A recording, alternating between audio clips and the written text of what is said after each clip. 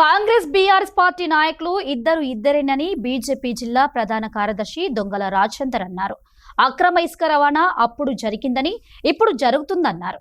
టేకుమట్ల మండలంలో గత కొన్ని రోజులుగా కాంగ్రెస్ బీఆర్ఎస్ పార్టీలు మీరంటే మీరు ఇసుక దొంగలని ఒకరి మీద ఒకరు ఆరోపణలు చేసుకుంటూ పగటి వేషగాళ్లలాగా ప్రజలను తప్పుదోవ పట్టించడాన్ని అధికారుల నిర్లక్ష్యాన్ని నిరసిస్తూ బీజేపీ మండల అధ్యక్షుడు గుర్రపు నాగరాజు గౌడ్ ఆధ్వర్యంలో టేకుమట్లలో ధర్నా కార్యక్రమం నిర్వహించారు.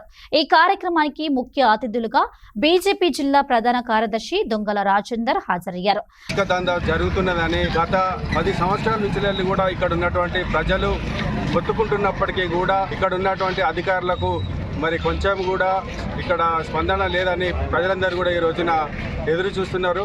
ముఖ్యంగా గతంలో గండ్ర రమణారెడ్డి ఎమ్మెల్యేగా ఉన్నప్పుడు ఇప్పుడున్నటువంటి ఎమ్మెల్యే సత్యనారాయణరావు గారు మరి రమణారెడ్డి అనుచరులు ఇక్కడ ఇసుక దందా చేస్తున్నారు, ఇసుక అక్రమ రవాణా చేస్తున్నారని అనేక ప్రకటనలు చేసి మరి అనేక ఆందోళన కార్యక్రమాలు చేసినటువంటి సత్యనారాయణరావు గారు అధికారంలోకి వచ్చినాక వారిని ఎందుకు అరెస్ట్ చేయలేదని మేము ఇప్పుడు ప్రశ్నిస్తున్నాం. మరి ఇప్పుడు మీ అనుచరులు మరి ఇసుక అక్రమ దందా చేస్తున్నారని ఇప్పుడున్నటువంటి బీఆర్ఎస్ పార్టీ సంబంధించినటువంటి ఎమ్మెల్యే గారు మరి వారి అనుచరులు మరి ప్రకటనలు చేస్తున్నారు. మీ అందరికీ చిత్తశుద్ధి ఉంటే మీరు ఎవరెవరు అవినీతికి మరి పాల్పడ్డారో వారందరూ కూడా మరి ఈ రోజున ప్రజల ముందుకు రావాల్సినటువంటి అవసరం ఉన్నది.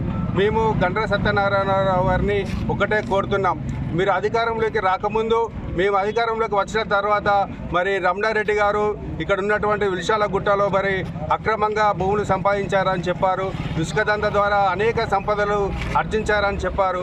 మీరు మరి నిజాయితీ పరులైతే వెంటనే మరి వారు అవినీతి పరులైనటువంటి రమణారెడ్డి గారిని ఇప్పటివరకు ఎందుకు అరెస్ట్ చేయలేదని మేము ఈ సందర్భంగా భారతీయ జనతా పార్టీ ద్వారా ప్రశ్నిస్తున్నాం.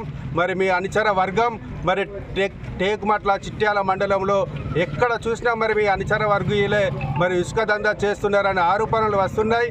మరి ఆరోపణలు నిజమా కాదా అని మరి మీరే మరి ఈ యొక్క చర్యలు చేపట్టి వెంటనే మరి ప్రజల ముందు ఉంచాల్సినటువంటి కనీస బాధ్యత మీకు ఉందని మేము ఈ సందర్భంగా డిమాండ్ చేస్తున్నాం.